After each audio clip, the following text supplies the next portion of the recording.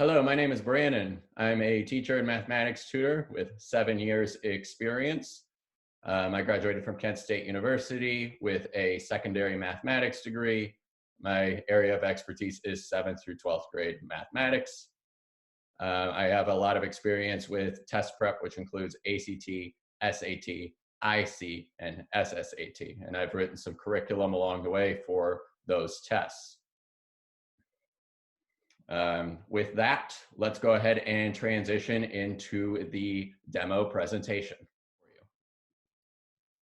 All right, so permutations and combinations. Let's take a look at our presentation.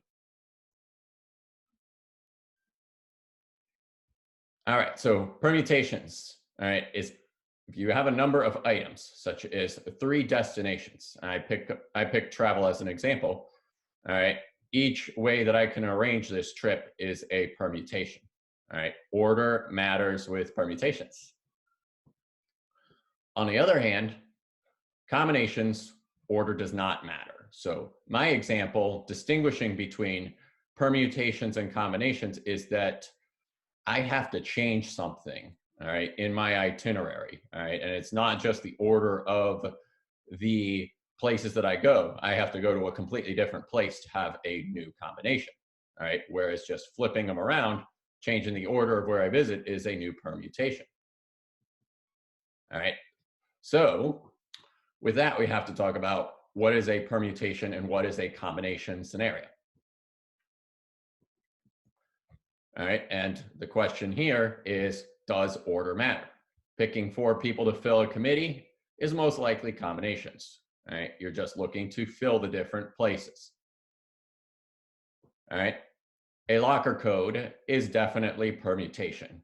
Order does matter in the way that you enter the digits. Traveling to 3 destinations can be either, but in this case, the length of time for each stop is different. So this particular case is a permutation problem.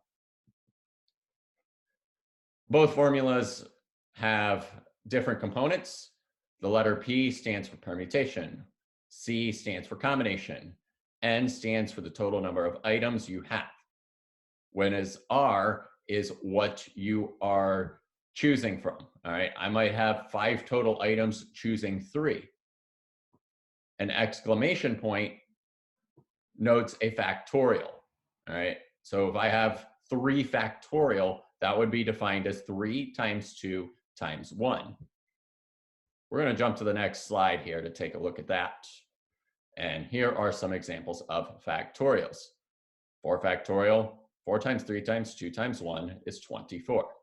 Right? We see this for 3 factorial, 2 factorial, 1 factorial, respectively. Those are the values. Interestingly, though, 0 factorial is also 1. The absence of having objects is one possible arrangement. All right, so now I have permutation and combination. The factorials, we see the factorials here, and the formula is NPR is n factorial over n minus r factorial. NCR is n factorial over r factorial times n minus r factorial, where again, n is the total number and r is the number that you are choosing. And we have some examples here. 10p5 would be 10 factorial over 5 factorial. And there's a nice cancellation there that breaks that down to just 10 times 9 times 8 times 7 times 6. 5 choosing 3 in a combination scenario would be 5 factorial over 3 factorial times 2 factorial. The 3 factorials would cancel, 3 times 2 times 1, leaving this to be just 5 times 4 divided by 2 is 10. All right, so that is an overview of the permutation and combination. And this shows up in several different questions where you have to determine whether or not you have a permutation or a combination problem and determine the best setup for this. All right, so here's another committee scenario. And this would be A, this is a combination because you are likely just trying to fill the different chairs in the committee. So we're going to say order does not matter. This is choosing 4 out of 7 would be N is 7 and R is 4. 7C4. All right, welcome back from the demo presentation. It is my pleasure to assist with any questions that you might have in your mathematics courses.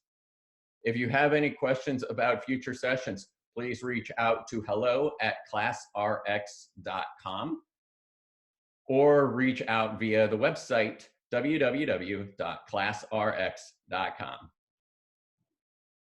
I look forward to working with you in future sessions. Thank you and see you soon.